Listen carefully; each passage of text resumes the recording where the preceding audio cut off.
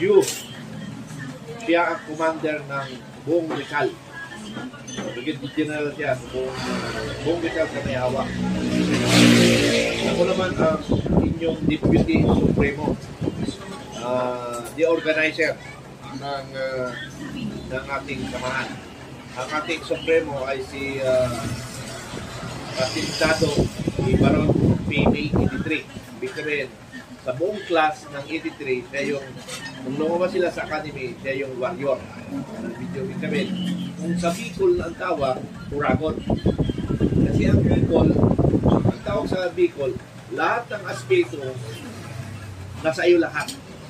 Pag sinabing Uragon, lahat ng aspeto, nasa iyo lahat yan. Pero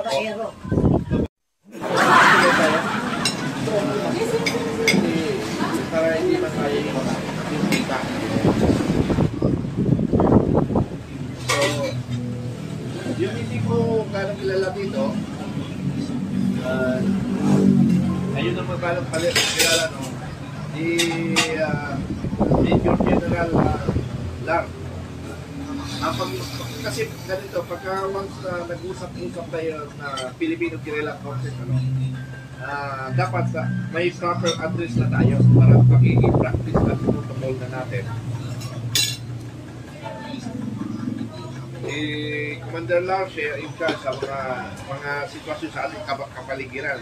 At at the same time, siya yung commander ng Region 6. Commander sa Region 6. And at the same time, nag-assist kay Sir Major General Lar. Kasi ganito, pagka once nag-usap-usap tayo na Filipino Guerrilla Forces, dapat may proper address na tayo para magiging practice na protocol.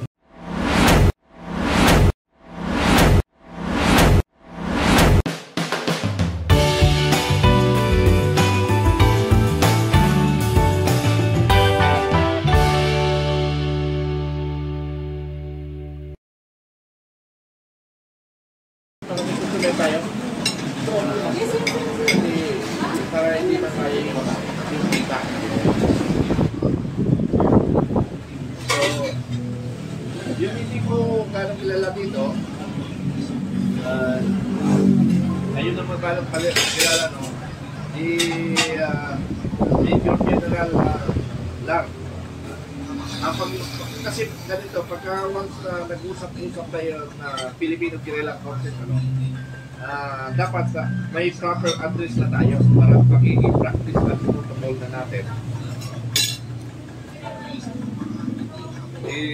Commander Lars in charge sa mga sitwasyon sa ating kapaligiran. At at the same time, siya yung commander ng Region 6. Commander sa Region 6. And at the same time, nag-assist kay Sir sa buong Rizal. Siya yung ating commander. Now, si Madam, hinahanapan ko siya ng position national officer. Maaaring doon siya sa grupo ng legal. Kasi may legal tayo, hindi ko pa pinupo. May mga abogado na tayong kasama. So, lalagay natin sila sa legal advisor, legal staff. Okay. Ito naman si Bidjuman, si Major General Luke. Major General siya kasi siya ang acting executive secretary. Yeah, national. Si Sir naman siya, si Brigadier General Youth. Siya ang commander ng buong Rizal. Brigadier General siya sa buong Rizal sa may hawak. Ako naman ang inyong Deputy Supremo, the organizer ng ating samahan. Ang ating Supremo ay si Tintado ni Baron PMA 83. Ibig sabihin, sa buong class ng 83, siya yung, kung lumabas sila sa academy, siya yung warrior. Ibig sabihin, kung sa Bicol ang tawag, Uragon. Kasi ang Bicol, ang tawag sa Bicol, lahat ng aspeto nasa iyo lahat. Pag sinabing Uragon, lahat ng aspeto nasa iyo lahat yan. Pero babae, hindi, babaero, magaling, leadership, lahat na, nasa kanya. Pero pagka sa Samar, pag sinabing Uragon sa Samar, yun yung tinasabi mo. Malibog. Sa Samar yun, malibog. Pero pag Bicol, ikaw ang katangang-tanging tao sa Bicol pag tinawag kang Uragon. Hindi nakasama ka talino, magaling, matapang, baga-aspeto na sa'yo lahat. Pero pag sa Samar, Uragon, malibog. Okay. So ako deputy, then ito pa, magiging kwan. Hindi ko na magandaan eh. Kapis. Kapis, commander ng Kapis. Major General, Paguda. Pakura. Magkasama kayo? Kupang. Hindi Kupang. Hindi yun ang pinag-usapan Kupang. National. Ibig sabihin, wala kayo. Sa region lang kayo. Kasi Kupang lang kayo eh. Kupang dito kaya. Dito kasi ang Kapis eh. Kaya yung Major General ng Kapis.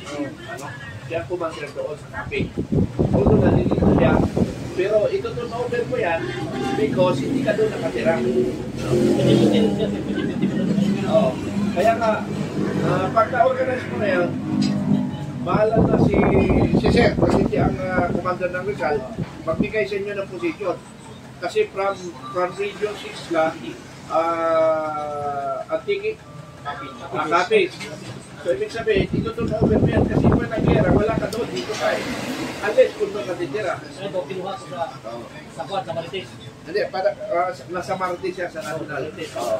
Tapos ikaw, anong... Yan, sa Marites din yan. Sige. Ha? Ibig sabihin, sa National Marites. Oo, hindi ko na bala. Si Master, kasama yan sa Marites. Mate, sa tropa mo ito. Dito natin. Puro alpha lahat ha? Puro alpha. Okay. So, under mo yan? Oo, under mo yan. So, ganito, madam, noong nag-retire kasi ako, 2014, nag-isip ako paano matulong sa bayan, yung aking skill, paano po magamit. So, ang una kong hakbang ay sumali ako sa reservist. So, sabi ko, kung papasok lang ako ng reservist, buong Rizal lang yung aking matutulungan sa skill ko. So, nag-isip ako, nung bago pumasok yung pandemic, nag-uwa ako buong nasyonal na, Vanguard of Democracy. So, nagbuha ka ng Vanguard of Democracy. Ngayon, nakita ko, nagkataon naman na nag-pandemic. Maraming mga may problemang Pilipino, nabuo yan. Ang sabi ko, tutulungan ko ang Pilipinas, ang Pilipino na naghihirap. So, tinulungan ko nila yung mga may problema sa mga ayuda. Tapos, may naging problema kami sa pension, sa EFP, Pension Management Center. May korupsyon. Pinasukan ko. Bilyon ang hinahanap ko sa kanila. Hanggang ngayon, nasa Supreme Court, sa Cornell, Ombudsman. Okay. Di mo na election, buo ako ng 6 million people to support Marcos to win the election. Nanalo. Pero anong nangyari, anong sinasabi ng mga tao noon? Nabudol. So yung 6 million na tao ko, nawala. Nawala yung 6 million na tao. Nabudol nga eh. So, ako ang sinisingil ngayon ng aking mga tao. Ang daming nagasubscribe.